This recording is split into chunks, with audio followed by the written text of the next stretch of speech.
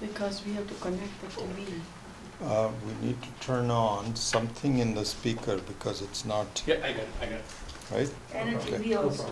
Yeah, speaker should be on now. Okay, good. Yeah. And TV, if the remote is not working, then we can just use there's a power switch underneath. Sure. Oh, I see. Somewhere. From that side. Yeah.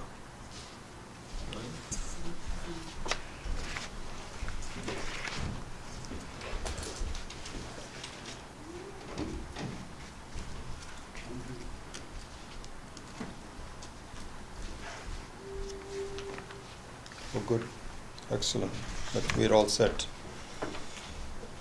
Om Omkara Simha Sarvendraya Namaha. Om Omkarodhyana Kokilaya Namaha. Om Omkara Nidashukaraje Namaha. Om Omkara Kunjaraya Namaha. Om Nagaraj Sutajanaye Namaha. Om Nagaraj Nijalayaya Namaha. Om Navamanikyamadhyaya Namaha. Om Navachandashikhamanaye Namaha. Om Nandita Maunindraya Namaha. Om Nandishadimadeshikaya Namaha. Om Mohanala Sudhasaraya Namaha. Om Mohambhuja Sudhakaraya Namaha. Om Mohandakara Taranaye Namaha. Om Mohotpala Nabhomanaye Namaha. Om Bhaktagyanaaptishitanshabe Namaha. Om Bhakta-Gyanatrinalayaya Namaha. So I'll just stop at 16 because we're running late. So I'll just maybe do the last couple of them. Om Hala Halojjalaggalaya Namaha. Om Hardha Granthi Vimochakaya Namaha. Om Shri Dakshinamurti Swamine Namaha. Om Shri Dayananda Gurave Namaha. Om Shri Maheshananda Gurave Namaha. Om. Cut it short today.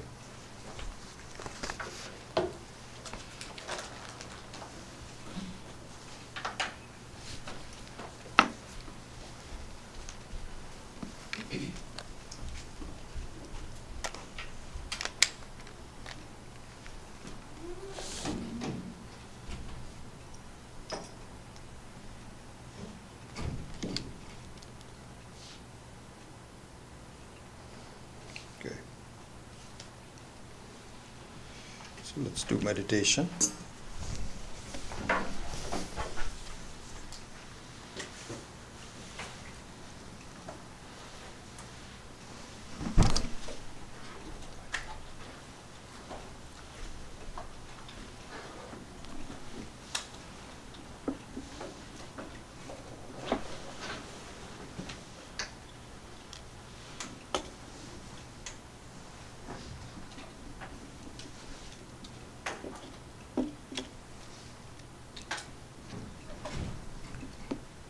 Om Pratarasmarami Hridi Samsphuratmattatvam Satchit Sukham Paramahamsa Gatim Turiyam Yat Swapna Jagar Sushuptam Avaiti Nityam Tad Brahma Nishkalamaham Nacha Bhuja Sangaha.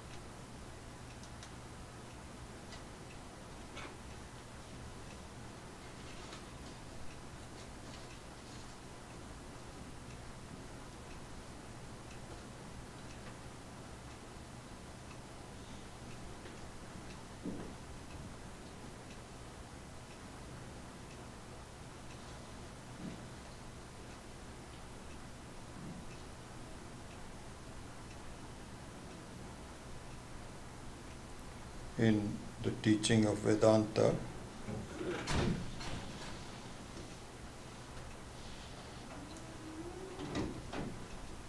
As we saw a couple of weeks ago,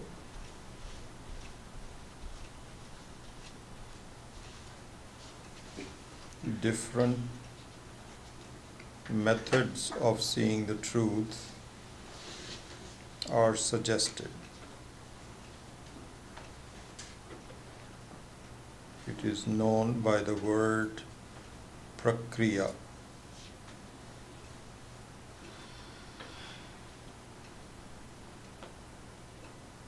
So prakriya means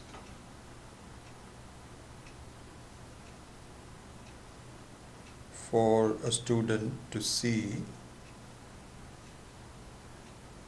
the truth about themselves and the world and Ishvara through different methods. And all the methods lead to the same truth.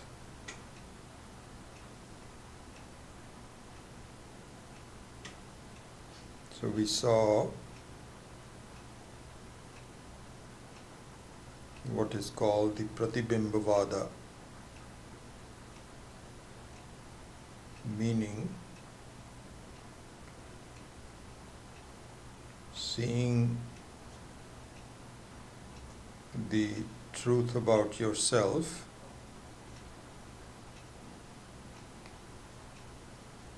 doing the viveka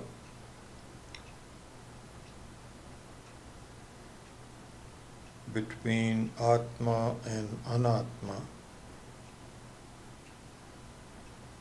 or also you can see Drik, the seer, and Drishya, the seen. That is the viveka that the mind has to appreciate. So this appreciation can be done through Pratibimbavada. There you should see the truth of reflection, that the ahankara, the person that I think I am, is really a reflection of who you really are, which is Sakshi. So this is Pratibimbavada. Today we will see the same truth from another prakriya,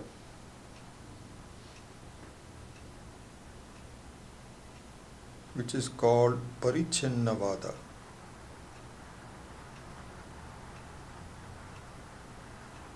Parichinna means enclosure.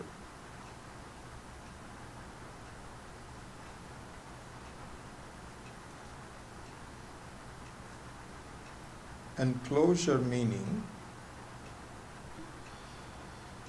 that the truth remaining the same,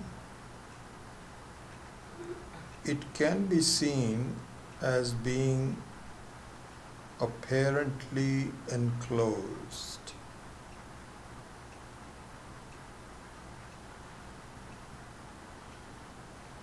We have seen the example of space.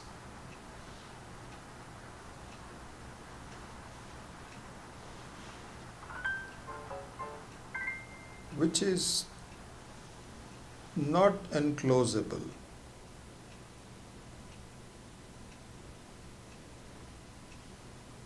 Which is infinite. Which is formless.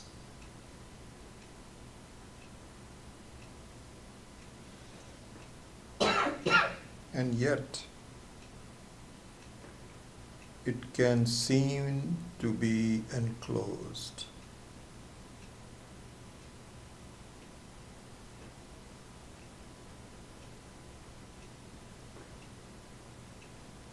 So it can be seen as a cup space, ghatakasha, or a room space,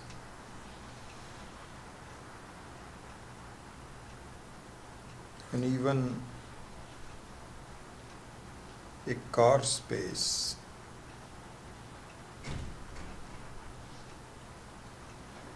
which is moving. There, the space does not move, but the car space moves.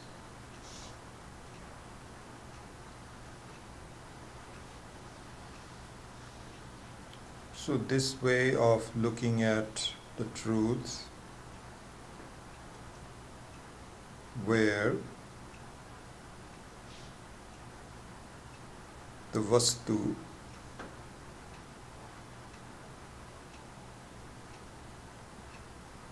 in this case akasha,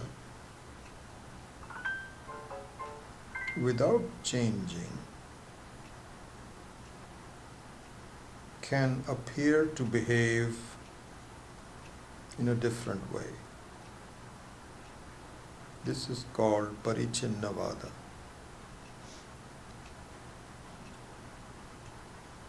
So we can also employ this prakriya, parichinnavada prakriya, to meditate upon the truth about myself.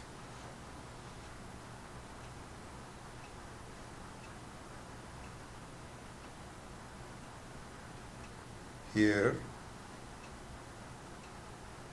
the word upadhi should be understood in the parichinnavada.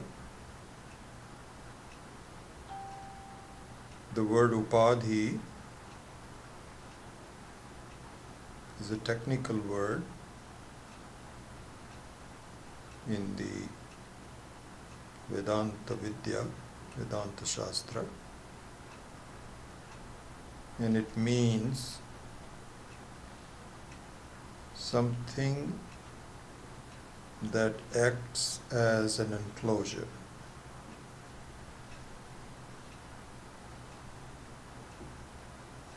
So in the example of an akasha, a cup is one upadhi, a room is another upadhi, and a car, a moving car, is another upadhi.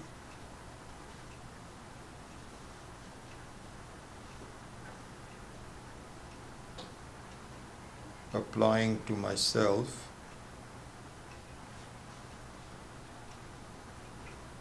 I should see, I should meditate upon,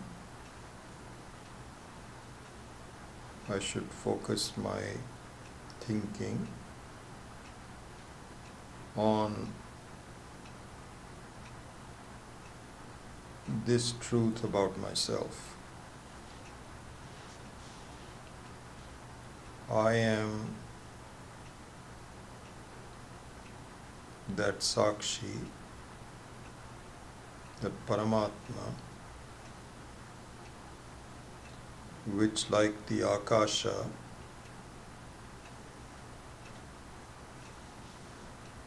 is just there, unlimited.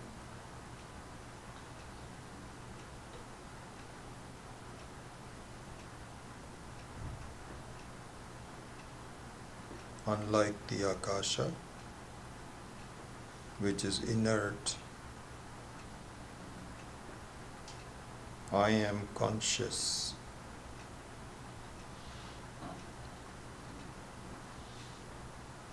For a conscious vastu, which, like the Akasha, is just there without any boundaries.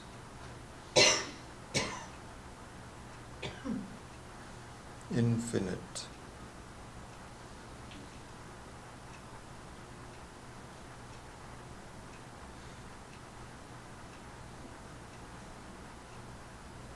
I just am Satyam. I am the nature of consciousness, Jnanam.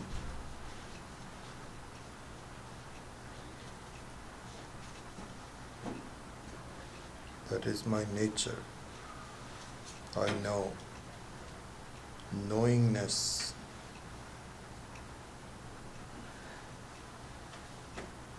Is my nature.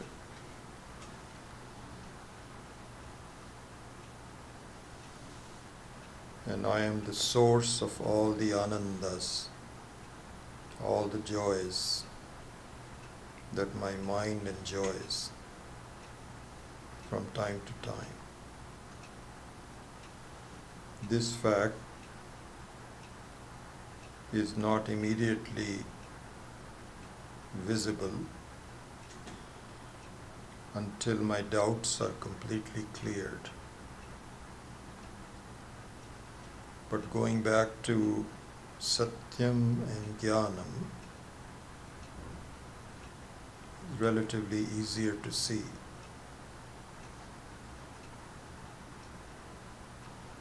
Anantam.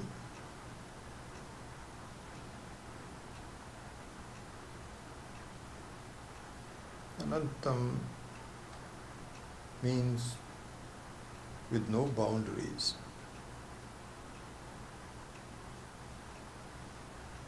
I am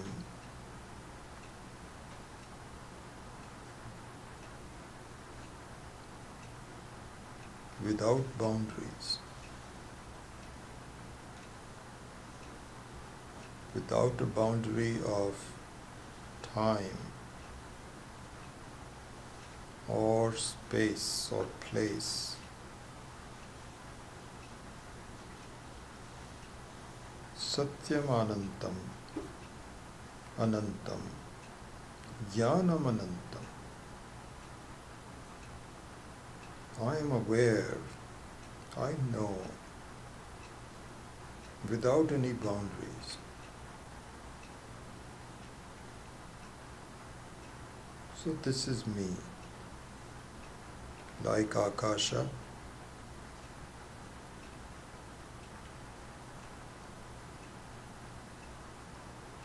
Always there, boundaryless.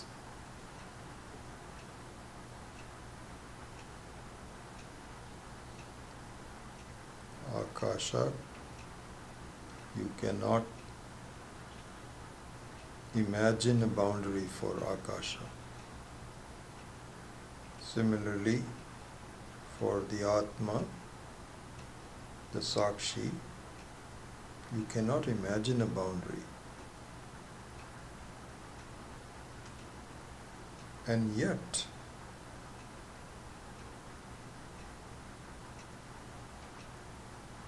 like the upadhis of Akasha,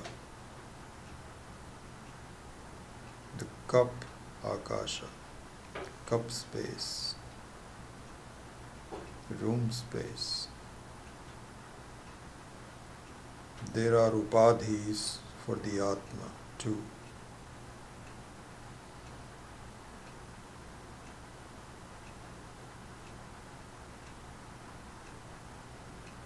There is the sthula upadhi, the body. Here, in the situation of my life and myself, the variety of upadhis is amazing. The functions of the upadhis are equally varied.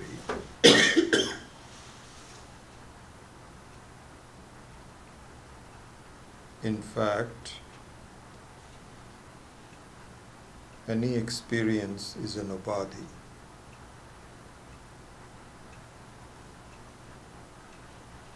I should appreciate in meditation the upadhis that seemingly enclose me have different varieties. There is the sthula upadhi, there is the sukshma upadhi,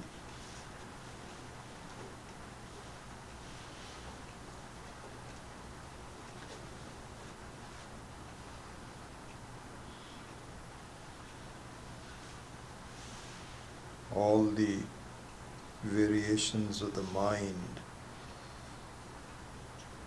are upadhis.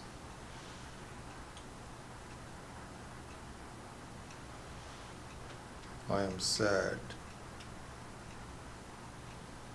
I am relieved,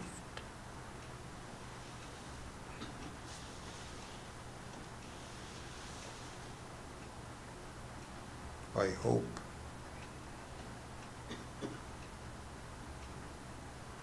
This is disappointing.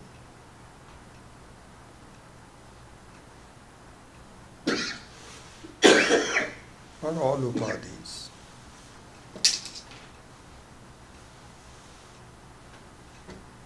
I should appreciate in meditation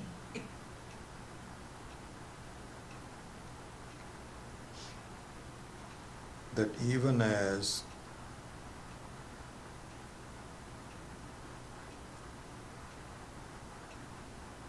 I feel enclosed, meaning I define myself in some specific ways, such as I am relieved, I am troubled, etc., etc.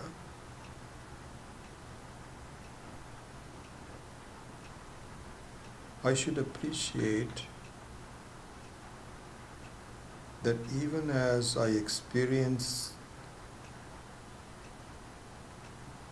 these seeming enclosures through the various upadhis,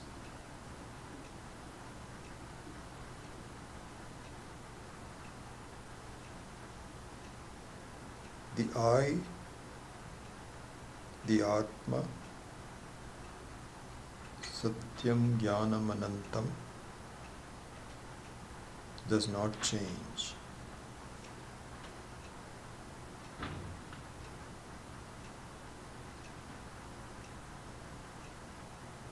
So the proper use of prakriyas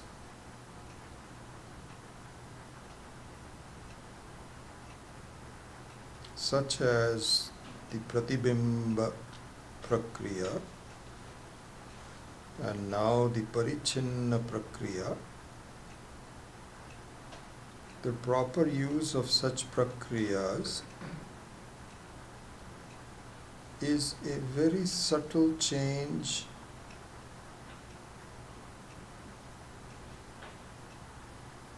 in the way I look at my experiences.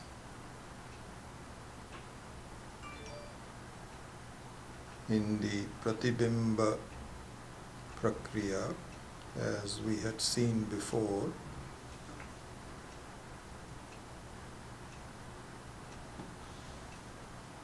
the experienced things remaining the same, every experience reminds me that it is my reflection.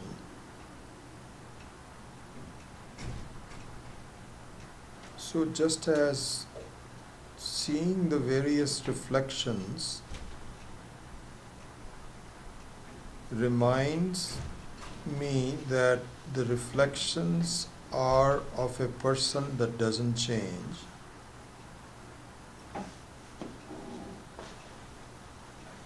similarly, in this prakriya, the parichinna prakriya, there is a subtle change in the way I view things. The experiences of the seeming enclosures do not need to change.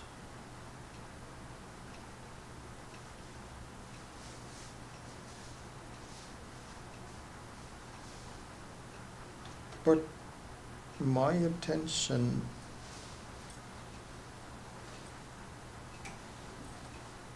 becomes more subtle.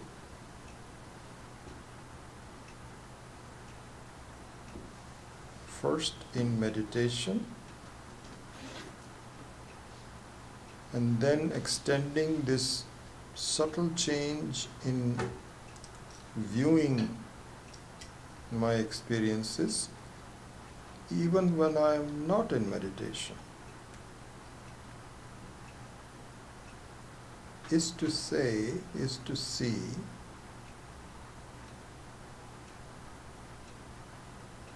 that my seeming enclosures are seeming, to appreciate the artistry of Ishvara, how the changeless is necessary for change, how the Vastu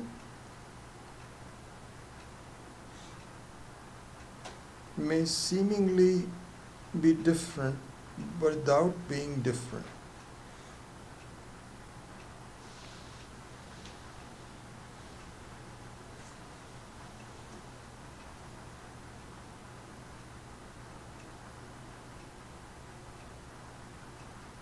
You can do your meditation in either of these two prakriyas. Both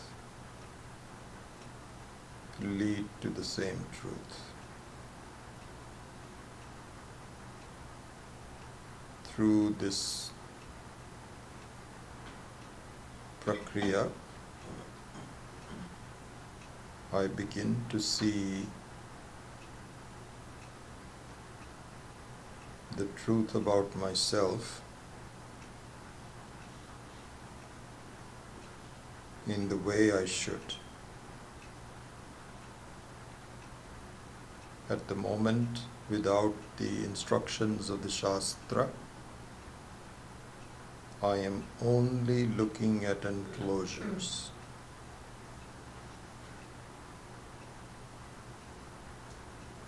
This is what meditation should be. Not just looking at enclosures, but looking at the nature of enclosures. Through this prakriya, the Atma Anatma Viveka, the Drishya Viveka becomes clearer.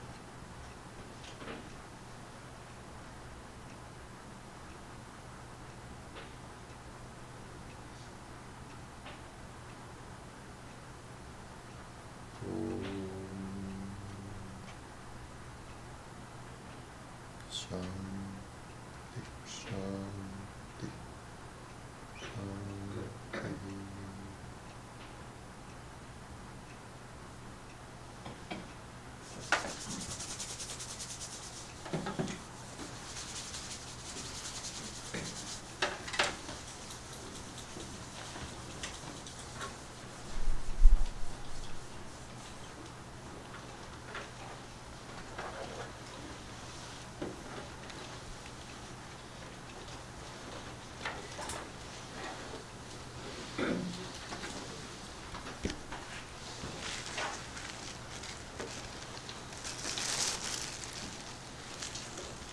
Om Shruti Smriti Purananam Alayam Karnalayam Namami Bhagavad Padam Shankaram Loka Shankaram Shankaram Shankaracharyam Keshavam Padarayanam Sutra सूत्रभाष्यकृतौ वन्दे भगवन्तौ पुनः पुनः ईश्वरो गुरुरात्मेति मूर्तिभेदविभागिने व्योमवद्व्याप्तदेहाय दक्षिणामूर्तये नमः ऋकारस्त्वन्धकारो वै ऋकारस्त्वन्निवर्तकः अन्धकारनिरोधित्वा गुरुरित्यभिधीयते सदाशिवसमारम्भां शङ्कराचार्यमध्यमाम् अस्मदाचार्यपर्यन्तां वन्दे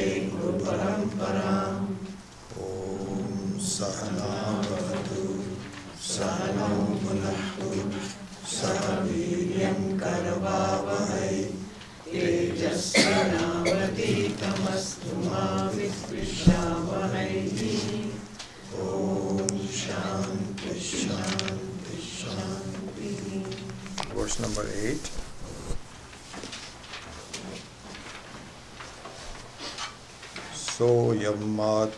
सोऽयमात्माध्यक्षरम् ओङ्कारोऽधिमात्रम् पादामात्रा मात्राश्च पादा मात्रा अकार उकारो मकार इति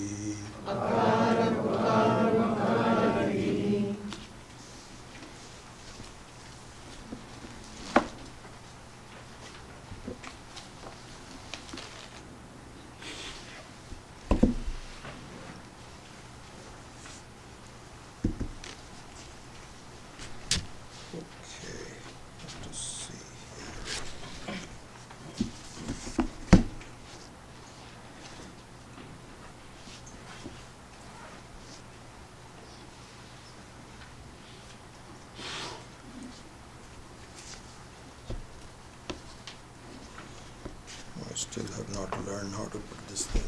Oh, Shaula, can you help me with this? How to do it last Make it proper. Meant to learn how to do it. Go this way. See this? Yeah. Okay, so go this way. Okay. Okay, good. This one is on. That's on. I think the TV was on a little while ago. Where is the And it got turned off for some reason.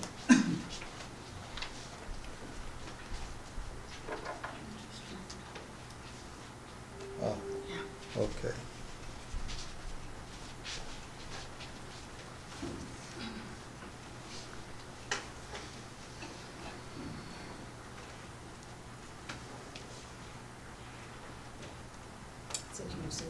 Oh, you have Ah, an okay, HDMI I on know. signal. Yeah, no, I think I need to do something. Hold on just a second. I know. Ah.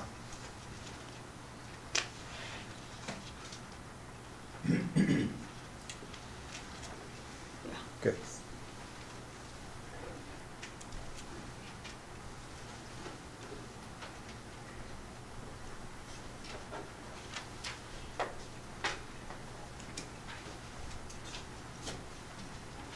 See, we have a lot to learn today.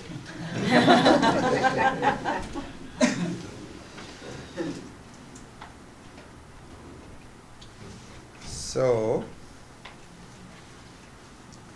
the Mandukya Upanishad needs to be properly studied. It's a difficult Upanishad, and it requires really an understanding of how it is arranged and what it means to us and how to approach our life and so on. So, the basic, we should be very, this is an advanced class, so you should really just make sure that you grasp the fundamentals of Vedanta. It requires some repetition, but you should really hone in on the very basics of what are some of the very important basics of Vedanta one should know. So one of the basics, one of the most important basics of Vedanta is that, as we were doing in meditation,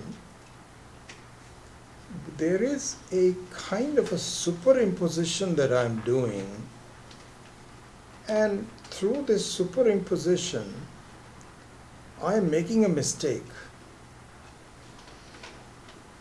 And the superimposition is, as we were seeing in the meditation, that I tend to view the reality in an incomplete way.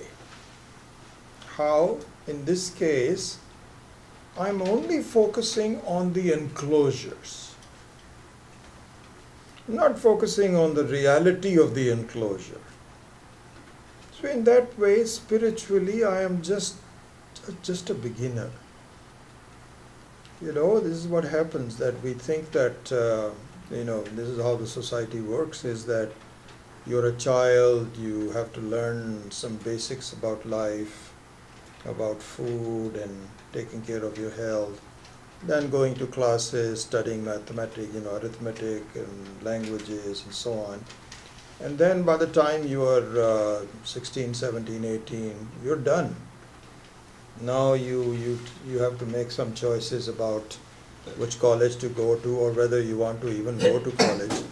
And physically you are now pretty much full, in the full bloom of your life.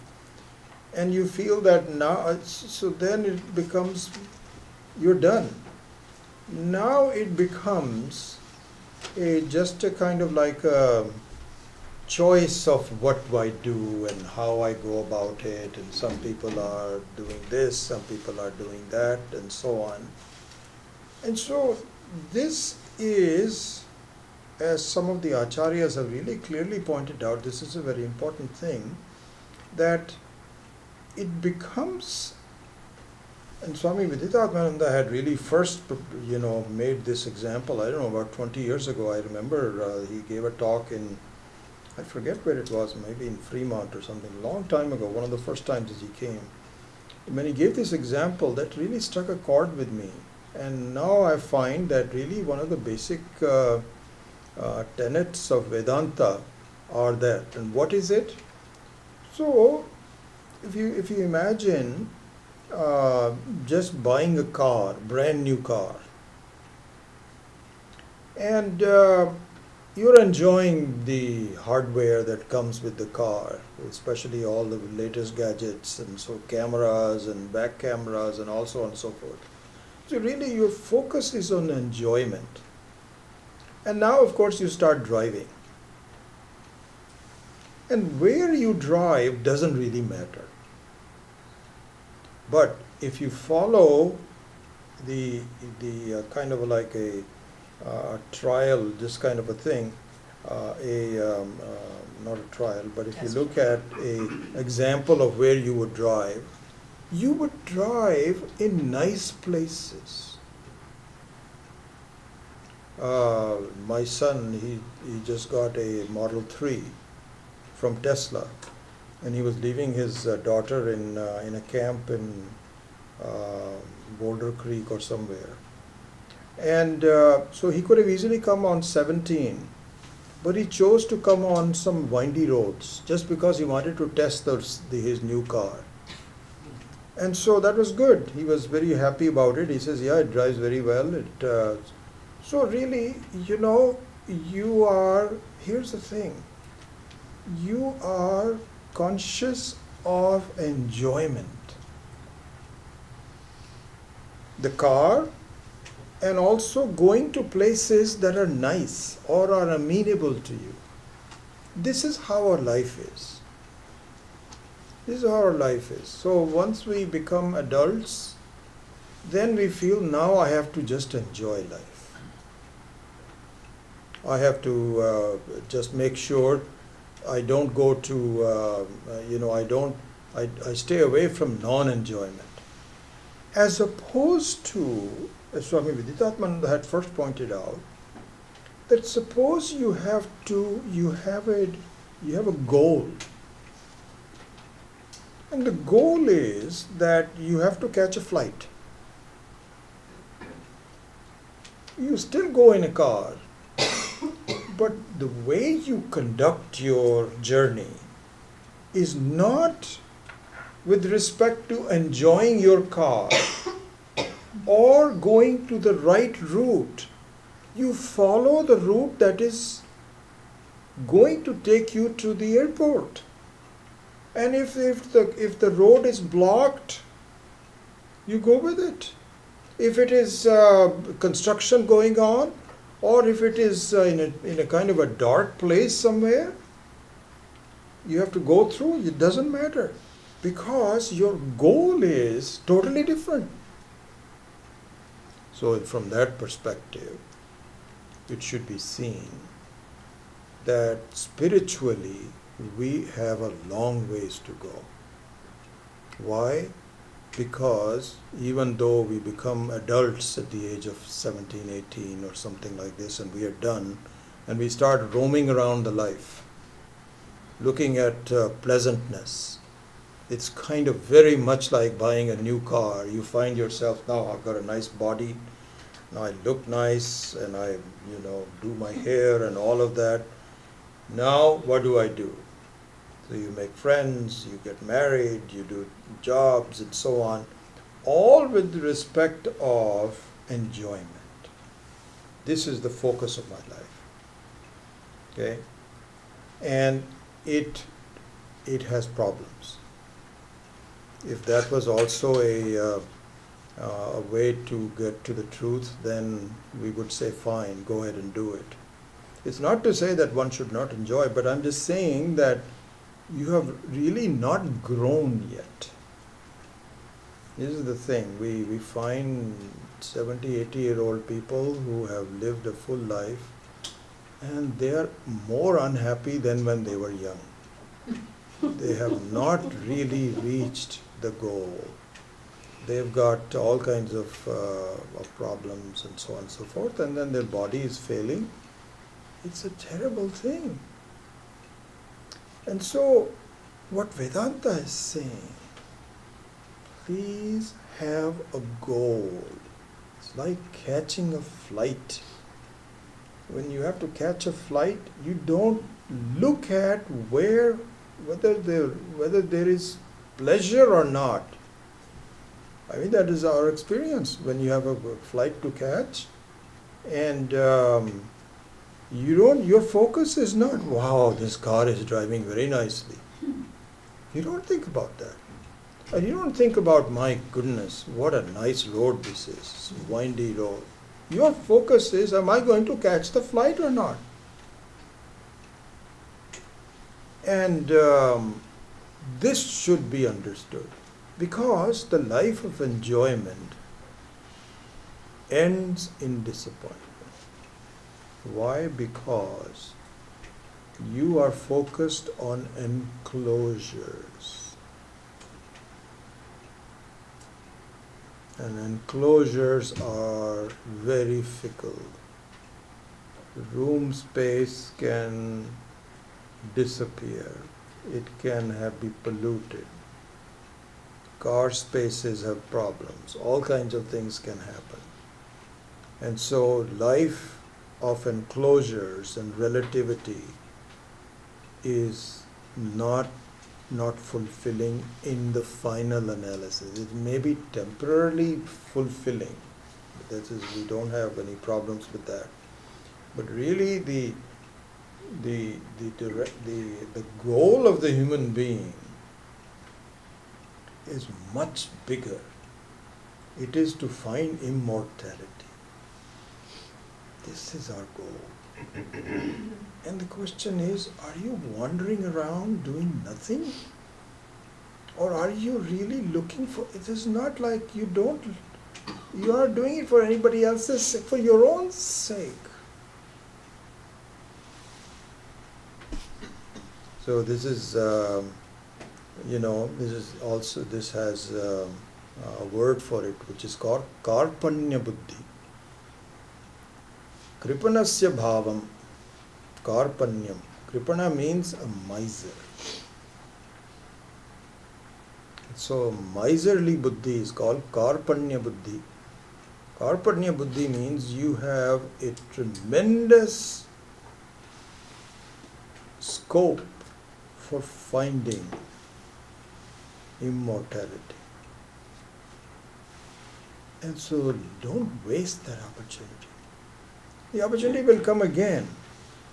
But when and where, and we don't know. Because taking a life and then growing up to a point where you can really see the truth is very difficult.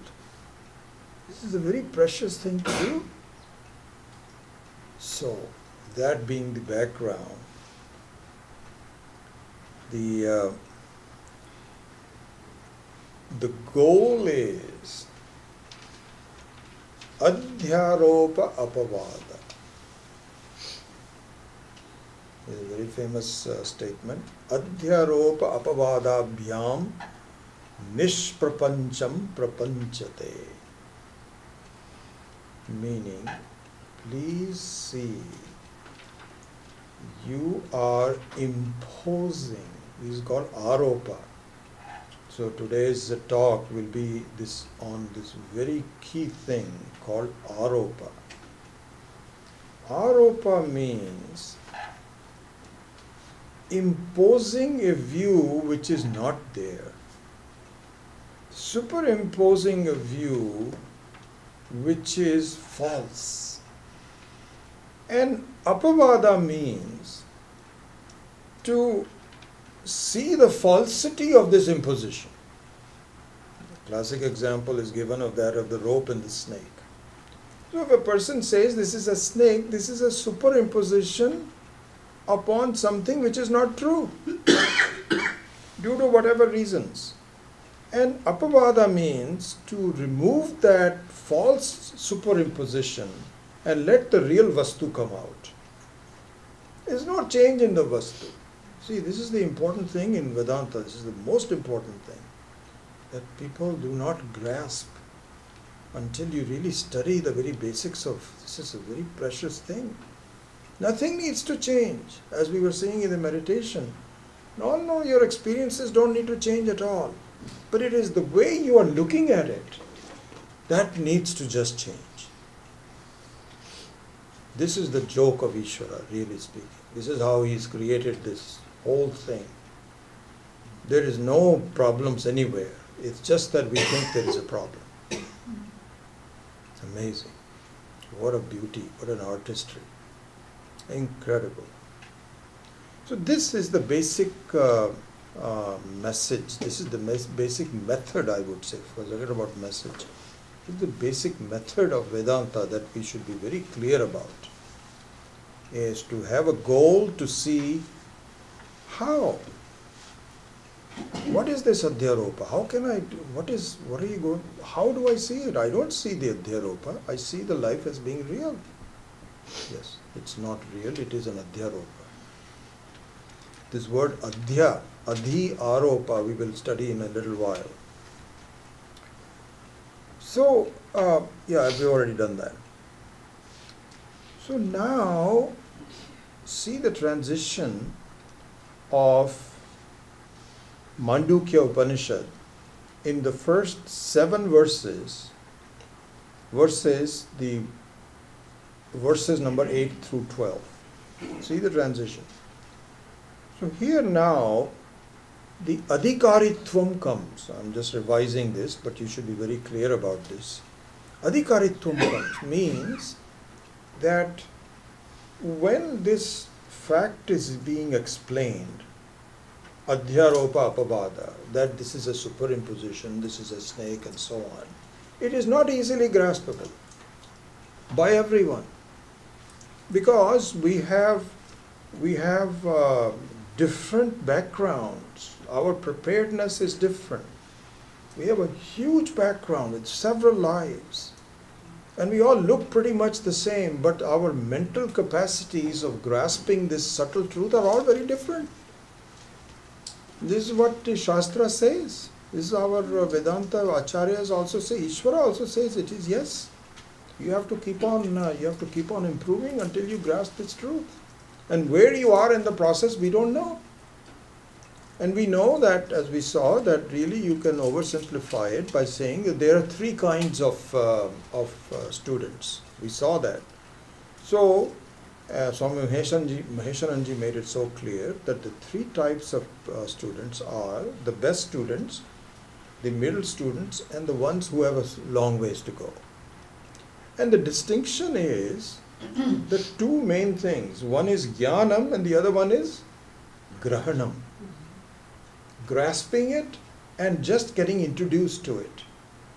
In the case of the C student, even the jnanam is not understood.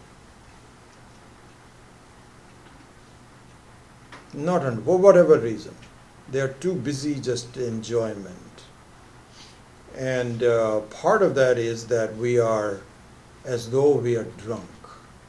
Maya has such an ability to make us inebriated that we don't see the very truth about it. So it's very possible. And everybody has to start somewhere. So we don't even get the truth to it. We'll go into that in more detail. So neither jnanam nor grahanam is, we saw that chart earlier, I can go back to it, but you know that. Then the middle one is where we are all together, I think, in this class, where at least the concepts of superimposition and the removal of it, so adhyaropa and apavada are clear. But I don't know how to apply it to myself. I don't see it as for myself. It looks like a separate concept somewhere sitting there. And if I do apply it to myself, it may be for a very short time. And here Swami Maheshananji has pointed out, which I gave you examples for, it is very much like, in the case of the, let's say, a C student, a new language you cannot even grasp. Like for example, if I am to learn Chinese, or something. It was interesting. My grandfather was born in a time when the prevailing language was Urdu, not Hindi or Sanskrit. I mean, he was born in a place where really he was a scholar of Urdu, and he was very fond of me. And so he wanted to have such beautiful memories of my grandfather. Just a departure from that, one memory that I have, which has become a habit for me, I really appreciated that. So he used to live in a small hut all by himself next to my huge, my father was a mining engineer, and he had a huge house with all kinds of, and then there was a kind of like a guest room. And so Dadaji used to stay there with a long beard, and he just had his own life, and meals were given to him and so on and so forth. And so he was very fond of me. One of the memories that I have of him, which is nothing to do with this, he hated to waste paper. And so what he would do, he would take a paper, and if it had some white space on it, he would cut it out. And he had a special, my father made a special segment of wood, small, medium, big, and he had papers in all of them. And whenever he would write and so he was very fond of teaching Urdu to me. I can't even remember alphabet or something like it used to say, the alphabet of it. And so he would take out a piece of paper. That habit stays with me even now. I do not waste any paper whatsoever. If you look at it, I have small pieces of paper, medium pieces of paper, and my wife thinks I'm crazy. But this sort of thing. Anyway, my grandfather was very interested in teaching me Urdu. I am so happy I resisted it. Because everybody else that I knew they really enjoyed Urdu and the poetry that comes. But when I started learning Hindi and Sanskrit, I just did something for me. So I'm very, very fortunate that I really, otherwise I'll be just wasting a lot of time on unnecessary poetry. What is, is just another upadhi of life. So therefore, a language learning is a very interesting thing, because you have to really learn the alphabets and become good at it. And so Swami Maheswaranji said that the middle range of students are able to learn the alphabets and so on and so forth, but to make the language as part of their life and to become good at it, grahanam is not there. In the case of the superiors to A student, both the grahanam and jnanam are easy, because they have done a lot of work in the past, and it's easy for them to see it. And so when they see that this is the adhyaropa and apavada, they say, wow, their whole life changes, and their view of life changes, their direction, and so on and so forth. Anyway, so that's that. So now we were saying that this adhyaropa apavada may be hard to see for the C student. Here Swami Maheswaranji has given this example. He says, there are various mathematical formula for seeing the length of a circle or the area under a circle. And so the teacher at somewhere in, I don't know, 5th or 6th grade or something, I need to ask my granddaughter what, it'll be interesting, I'm going to ask her, when do you start to learn all of this? And Swami Maheswaranji says that if you look at a class of 6th graders or 7th graders, there is a huge variation. Huge variation, just like in Vedanta. There are A students, B students, and C students, for whatever reason. And it is, he was saying that it is, I have seen where the teachers go to their parents and says, please take your kids out of this school. They are not grasping any of this, I'm sorry to say. And the parent says, no, this is not good. He says, what am I supposed to do? This guy is bored, and you should do something else, teach him. And so this circle, the radius under the area underneath the circle is something which is not easily graspable. So you know what, so this is where now we should pay attention. So you know what the method is? The method is to give them a formula and say, don't bother about how to derive it, just learn the formula. Pi r squared is the formula. This is from Swami Maheswaranji, not mine. He says that this is the formula.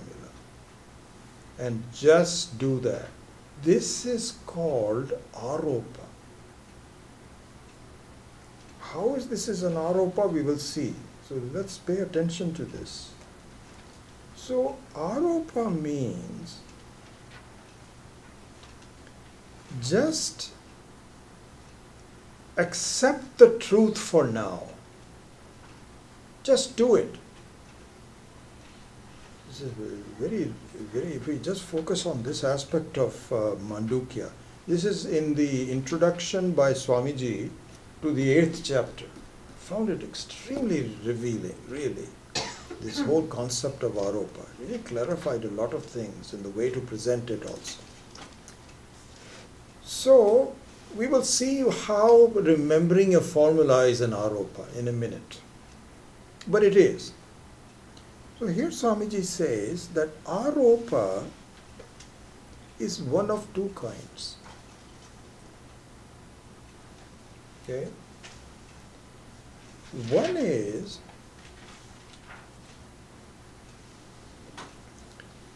imposing untruth upon truth. Mithya upon Satyam. This is one kind of aropa. And we gave an example in the last class, but I'll repeat it. It's really worth repeating. How do we do this? Because we have, for whatever reason, a false view of things. And remember the example I gave, which is the following. This guy gets into a train and is looking for a seat. And so if you've been to some of the recent trains in India, you have this sitting, you have a sitting, Shatabdi. So you can sit from New Delhi to Amritsar or somewhere in the sitting seat. So there is a chart and so on and so forth, and you ask the conductor, which seat number is mine? So he says, oh, this is 3A and 3B for you and your wife. So he says, the 3A is my seat? He says, yes, that's your seat. Oh, thank you very much. So the guy goes there, he sits down, and when he reaches Amritsar, he starts to unscrew the seat. So the conductor says, what are you doing? He says, didn't you say this is my seat? He said, are you crazy? He said, no, you said it is my seat. And if he says that, he's going to be arrested at that point. Swamiji says, and I remember all the acharyas, Swami Chinmanand, Swami Madhyan, and all the people, this should be very clear. Having a child born is giving you the chance to grow yourself and help the child grow. It is not your child. The seat belongs to the railways, not to you. You can use it for a short amount of time. The child is given to you for some short amount of time for your growth and the child's growth. It is Ishvara's property. This is part of Lakshmi. Lakshmi is not just dollars. Any wealth in the whole world and human beings, the ability to help them is a great wealth. I remember Swami Dayanandji said so beautifully when he was giving us the talk on aim for seva in the very beginning, and even now we right up to that. What he used to say was, just talking about the children for a minute, what he said was that in the very creation of the world, this is a very important thing. Procreation, sex is a very important thing in the very continuation of the Srishti. And in fact, one of the interesting things he pointed out was that any creation is tinged with pleasure. Any kind of a creation, when you come up with a new thought, you have a very good, beautiful. This is why Ishvara is so clever. In order to make sure that this whole Srishti is perpetual, he made sex very pleasurable. And so, really speaking, this is a gift of the God, where children are born for your goodness and for the continuation of this, because that Ishvara, I remember Swami Chinmanand had given this example, similarly. He said, I still recall that so well, even though I spent really only 2 years of my life with Swami Chinmanand, but it had a lasting impression. He used to say that suppose a friend says, by the way, I'm going to India and I just bought a new car and I know you have you have a spare garage. Can I keep the car with you? And please drive it from time to time. And so this is a brand new Mercedes, and you said, oh, this is wonderful. And then you drive it and you like it so much that you forget about your own car. You're just driving the Mercedes as much as is possible. Then the guy comes back and he says, okay, thank you so much, I appreciate it. Now I'm just coming to get the car. He says, can you please come back next week? He says, why? He says, oh no, I don't know. You really want to drive the car for 1 week. And if you were to say, I'm sorry, that car doesn't go back to you, he will hit you with a danda. So just like the conductor will say, if you start to unscrew the things, he'll hit you with a danda. The danda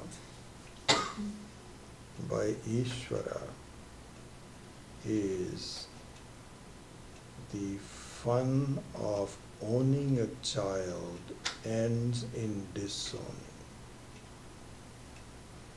And in fact, any times your child gives you a problem, this is a great way to understand this is not my child. This is Ishvara's child. I have been asked to be a trustee. Swami Dayanandaji spent a lot of time distinguishing between ownership and trusteeship. Totally different. Really, if a friend leaves a car with you, I think, and this has happened to me, I take better care of that car than my own, just to make sure that he has given it to me. So this is called aropa of the imposition of untruth upon truth. What do you mean by this? Untruth is, this is mine. The truth is, it is not yours. Not yours. And this is just one of the things.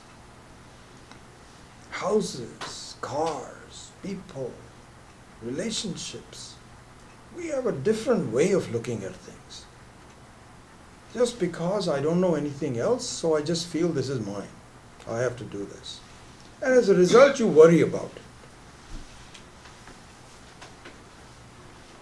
And so really speaking, if you look at this, going back to the very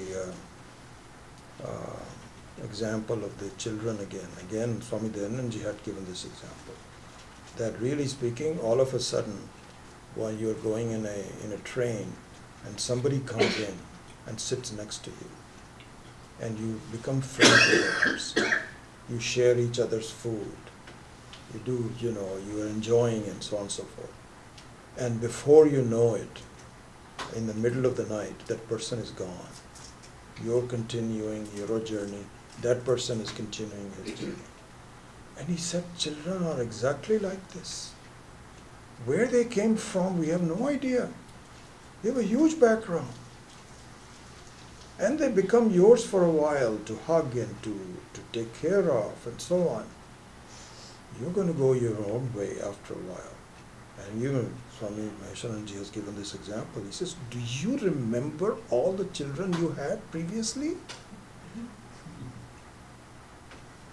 No. Where they are is just a dreamlike situation. So this is what, we can go on, but let me, I have a lot to talk about. So this is the first type of aropa. There is a different kind of aropa that the Vedas says. This is an important thing to see. Vedas say that the aropa can be just the opposite. What is the opposite? Something which is not true. You can do an imposition of what is true. How is that possible? What do you mean by that? I tell you, this is a very important concept in understanding the tenets of Vedanta, which requires a way of understanding Ishvara. Very important wrong concept. It is the very heart of this. And it has so much confusion. So much confusion. Let's see, where was I was going to talk about? Well, I'll come back to the confusion in a minute. So hold on just a second. So the Vedas say that there is a way of doing aropa of truth upon untruth. Just the opposite. What it means is that until you understand, just use the formula. Pi is equal to r, area is equal to pi r square. How it got derived and what happens and so on and so forth, it's a little beyond you. Okay? You are not an A student. But it doesn't mean that it's not true. It just means that you don't get it yet. And don't knock your head on the stone. Just grow for a while and you will understand it. So this is the aropa where you see Ishvara when you don't have a feeling for it. So this, for example, Ishyavasyam idam sarvam yat kinchit jagatyam jagattena tyaktena bhunjitaha magritaha tasya kasyachit dhanam. We did that for many of you who were in the Ishyavasyam. So here, Ishyavasyam. The word vasyam means achhadaniyam. Achhadaniyam means cover it. See that which is the truth. Which is the truth. See that Ishvara is covering the whole world. Because covering in the sense that there is nothing possible without Brahman, without Ishvara. Nothing is possible. A room space is not possible without space. And so just pretend for a moment, not even pretend. You put your drishti, your vision on this formula for now. Just do this for a while. And while you are using the formula, begin the process of understanding it. A beautiful example Swami Maheshanji gives. He says, if you see an unpleasant situation like an unpleasant person, impose Ishvara on that person. Okay? Impose. I'm going to stay with this until this is finished. This is a very important thing. I won't even go further. Okay? I'll come back to it. So, you take, this is fundamental to Vedanta. You take an altar like Ganesha or Rama or the stone which is called Shaligrama. You impose, in the case of the stone, you impose the drishti of Vishnu on it.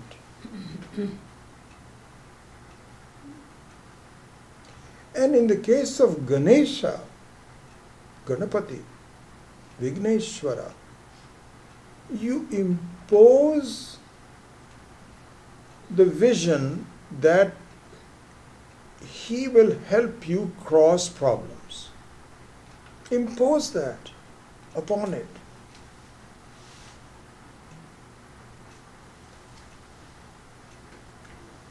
So, another interesting thing. Swami Maheshanji says, he's recounting a real life. So, there is called Daridra Narayana, which I didn't know. I think Panna is nodding her head, and so many of you may know, called Daridra Narayana. So Daridra Narayana means that looking at a very poor person and imposing Narayana on it. Okay? This is the concept. And so what is done is, from a religious standpoint, there are actually some occasions where this is done. Swamiji was saying that in some kind of a religious function where you are supposed to do this. And so in fact, it's very interesting, when you go to the Rishikesh ashram or many of the other ashrams, you have this bhandara. The bhandara means it's slightly different. So there the swamis, sadhus, not swamis, sadhus all come, and you feed them as though they are Ishvara, your guests, and so on and so forth. So it's the Daridra Narayana, which I was not familiar with until Swamiji introduced it, is one of those kinds of functions. So you collect a number of these kind of like homeless people from all over the side, and then pray to them and say, you are Narayana for us, and so on and so forth. So he says what happened was that there was a Swami who had the function of Daridra Narayana. Okay, he says this, I saw this. So what happened was that there was, food is so scant, it's so difficult to get in India, especially for these people, that when food is given, there's lots of people that come. And even in Rishikesh, this is Swami Shuddhananda says that we have to be careful in inviting, because if you just announce it, you don't have enough food. There'll be hundreds of people you don't even have any place for it. Anyway, so in this function, this Swami invited these Daridra people to come. And they were all unruly and trying to grab the food and so on. So he says, hey, stop it. Just form a line. Do it very well and so on and so forth. They all said, oh yeah, we'll do it. Then as soon as he turned away, these guys are all over the place because there is laddus and there's some beautiful things that they don't get to eat every often. So they are very, very thirsty for that. So Swamiji says, I was invited to one of the functions, and the Swami took a big stick, danda, and he started just beating them up and saying, stay in line. I'm very unhappy the way you guys are. I'm never going to do this again. And later on, Swami Maheshananji said, I asked him, well, there was a necessity for doing all of that? Could you not have? He says, I'm tired of such people. Because they just, you do this and so on and so forth. Swamiji said, listen to this very carefully. Swamiji thought to himself, I don't know whether he told him or not, but I don't think he would have told him. He thought to himself, if you had done Ganesh Puja all your life, you would never have acted this way. What does it mean? He is not used to doing aropa. He is not used to it. He thinks it is unnecessary. It is very necessary. Aropa, imposing Ganapati on a Vigraha, imposing Ishvara as a teacher on Dakshinamurti is very important. Why is it important? Because when you are faced with real life situations, you are not going to do aropa of satyam upon the untruth. The fact of the matter is that all the Daridras also are nothing but Ishvara.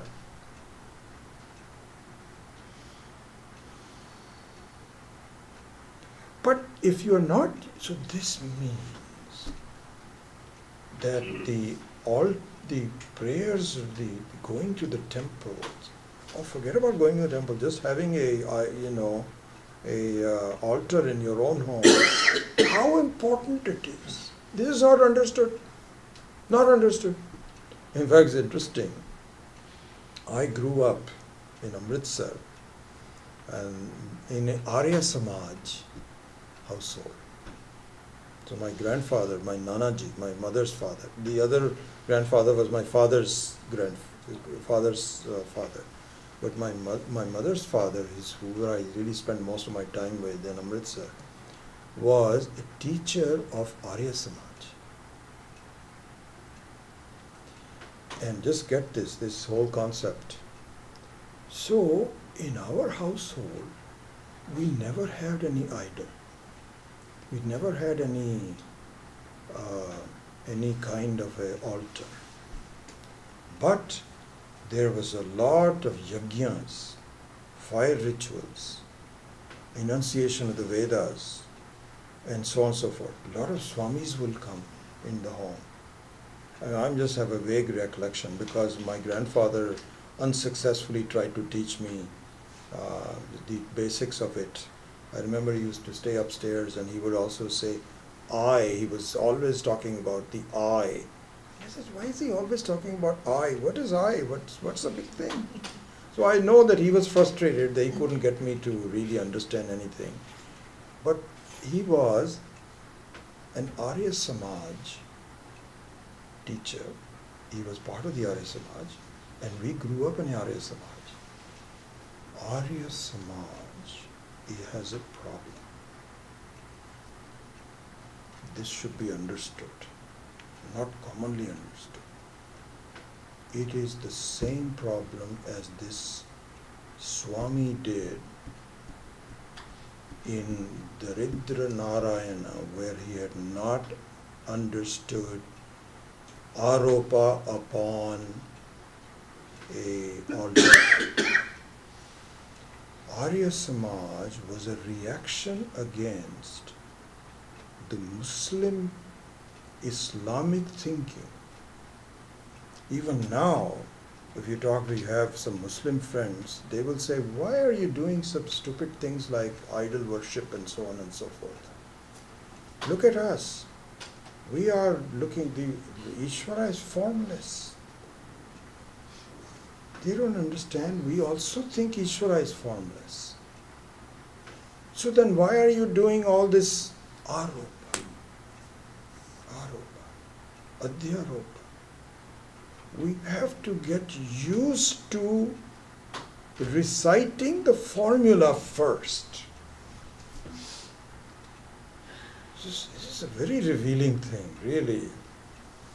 So Swami Mahesharanji made such a beautiful statement, just a single line. He says, I'll read it to you.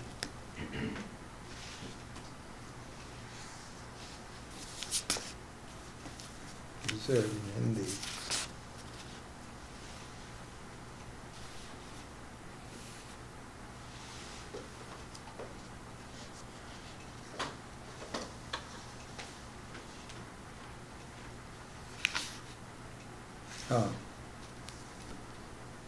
I'll say that in Hindi. He says, I'll read the whole paragraph in Hindi. So forgive me for those who don't. I'll translate it. He says,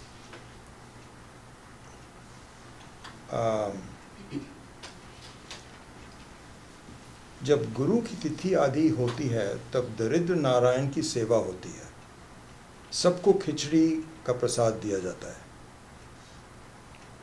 वहाँ सब कुछ हो रहा था। अब भीख मांगने वाले तो भीख मांगने वाले ही हुए। वहाँ कहाँ समय है कि एक दूसरे के पीछे लाइन में लगे। भीड़ बहुत थी, एक दूसरे को धक्का दे रहे थे। पहले तो स्वामी जी सबको कहते रहे, ठीक से लाइन में लाओ, नहीं तो कैसे काम होगा। फिर उनको इतना गुस्सा आया कि 2-4 को डंडा मार दिया कि ठीक से लाइन में लगो। हमको हंसी आई कि क्या ये भी दरिद्र नारायण की सेवा का अंग है। हमने स्वामी जी से पूछा, कहने लगे क्या बताएं स्वामी जी, गुस्सा आ ही जाता है। हमने कहा मूर्ति पूजा अगर कर ली होती तो आज इस दरिद्र नारायण को देखकर तुम्हारे मन में दूसरा विकार नहीं आ सकता था।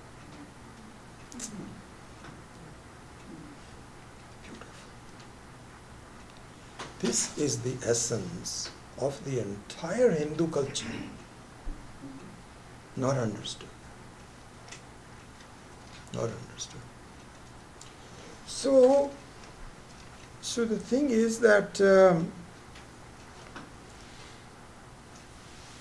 so here just going to the Arya Samaj thing. So what happened was that this was an attempt by, so Swami, the old, not our own teacher, but Swami Dayanand Saraswati, who founded Arya Samaj, was more of a social reformer. He was not a Vedanta teacher. So what he said was that the Muslims are, so this is interesting. Even I have one of our best friends is Muslim. And I remember when I came back from the Pirsi ashram, she asked me, he says, what I've been studying is why I told her all this. He says, but please explain to me, why do you do Murti Pujas? Well, I told her, it's like a flag and so on and so forth. I could tell she's not listening.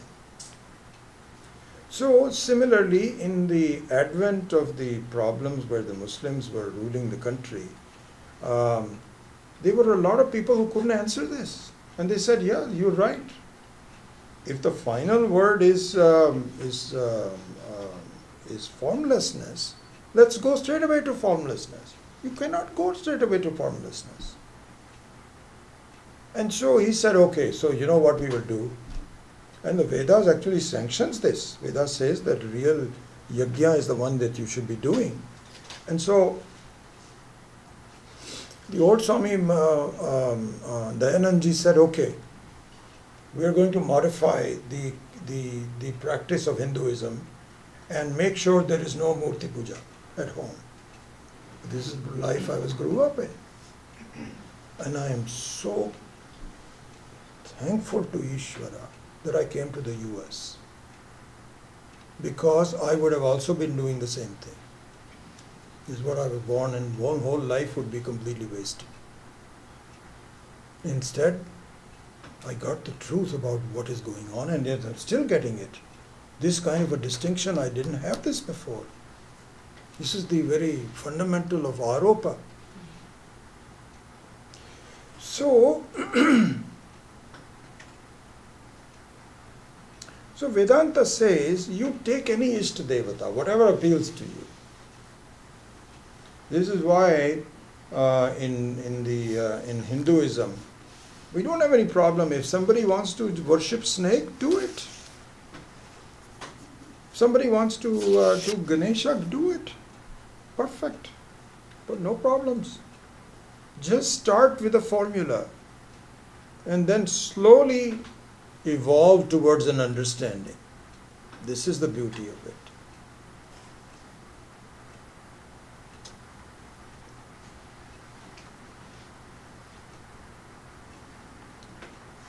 We're almost out of time, and in fact we are out of time. Then verse 8 starts. So I'll just introduce it to you very quickly in a few minutes, and then we will take it up next time. So you've already read it. Soyam Atma Adhyaksharam Omkaraha Adimatram Pada Matra Matrascha Pada Akara Ukara Makara iti. Okay. So I'll just do this for the time being.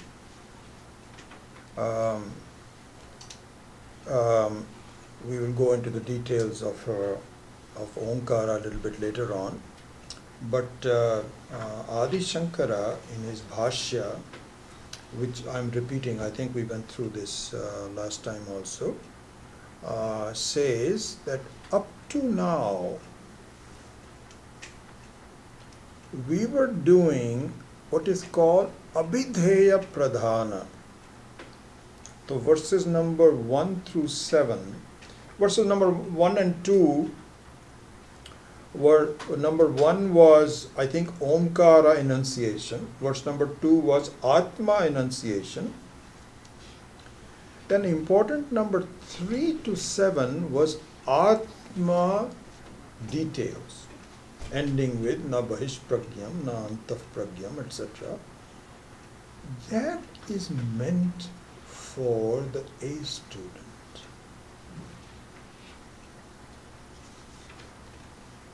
And B students also, for everybody. But not expected that you will walk out and say, I'm done. So therefore, there are two things now, very interestingly enough. You have abhidheya, which is called the vastu, the named object, it's called abhidheya, and abhidhana, which is the name. So named and name. So the named vastu is Atma. Abhidheya is Atma. Abhidhana is Omkara. Okay? And the two are really one and the same, but not always. It is question of emphasis. Only the emphases are different, even though there's the same thing. So when you say table, so this is an interesting thing. The abhidheya and abhidhana are not separable. Not separable. They refer to the same thing. When you say a table, the name table and the vastu table refer to the same thing. But the emphasis can be different. And Swami Maheshananji gave this beautiful example. He said, takes this example. So, you see a person, so there was some kind of a gathering. Some important people were there. And supposing we say our representative Anna Ashu. Okay, so Anna Ashu, you can say there was a big gathering of democratic people and so on, and she was there. So this is abhidheya. So Anna Ashu was there, but in the introduction of that gathering by San Jose Mercury, her name is not there. So you look at this distinction. So you say, well, Anna was there, I saw her, but how come Mercury, the reporter, didn't put her name there in the list? This is a distinction between abhidheya and abhidhana, or just the opposite. And you can say that such and such person was supposed to be in this class. You're talking about abhidhana, the name of the person, but I don't see the person in the class. Just yesterday I was, this thought just occurred to me, just interestingly enough. So if you would talk about everything which is borrowed from our teachers, 99% they're all borrowed from a teacher, but this one is original from me. Okay? So I was just recalling, if you remember, the mothers, where the Indian mothers are, they feed the child up to a long time. I like this American way. He says, if you want to eat it, eat it. If not, otherwise starve. Okay? So we're not like this. So the mothers will keep on saying, Beta, kha le, isko kha le. And then it has to be a little bit of carrot and stick. So this beta is busy doing things. He's not listening to the mother and so on and so forth. So first she's this. Then one he will say, if he gets it, says, नहीं खाएगा तो भड़ुआ आ जाएगा. If you don't eat it, bhadua will come. No one has defined what a bhadua is up to this time. It is just an imagined name, but it works. So the child also says, I don't want bhadua to come, so okay, I'll eat the next one. He must be wondering, what is this bhadua? I've never seen this bhadua. No one has seen the bhadua, but the name is there. So here this is called abhidhana pradhana, not abhidheya pradhana. This is the thought that came to me yesterday when I was going somewhere. I was looking for, eat it without a bhadua will come. So now we will begin the the lesson from next time on the matra and pada. And soyam atma adhyaksharam omkara. Adhyaksharam means a name. Adhyaksharam. So the word adhi also needs to be explained. Adhyatmam, Adhyaksharam, Adidaivam, Adibhutam. What is meant by adhi? Adi. So these are important things. We will go into this, and I think we will now begin the study of verse number 8. But the introduction to it is very revealing. The way Swamiji has really laid out the various aspects of it, which is the aropa of both two types of aropas, which is satyam upon mithya or mithya upon satya. So with that, I'll close the class. Om swasti prajabhyav paripalayantam nyayena margena mahi mahishaha Brahmanebhya shrimastu nityam loka samastha sukhino bhavantu kale vashyatu parjanyaha prithvi sasya shalini desho yamsho varitaha brahmana santu nirmayaha sarve bhavantu sukhinaha sarve santu niramayaha sarve bhadrani pashyantu Ma kaschit durgabhat bhavet asato ma satgamaya tamaso ma jyotirgamaya mrityo ma amritam gamaya Om Purnamadav Purnamidam Purnat Purnamudachyate Purnasya Purnamadaya Purnameva Vashishyate Om Shanti Shanti Shanti Hari Om Shri Gurubhyo Namaha Hari Om.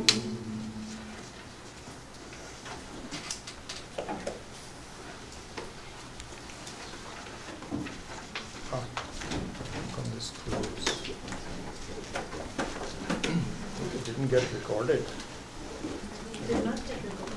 I don't know, because it's blank, which is not a good sign. Maybe. Well, we have the, Yeah. that's, Did you take a debut class next? Are you taking a class next Saturday? I'm sorry? Are you teaching a class next Saturday? Oh, that's a good point. Thank you for reminding.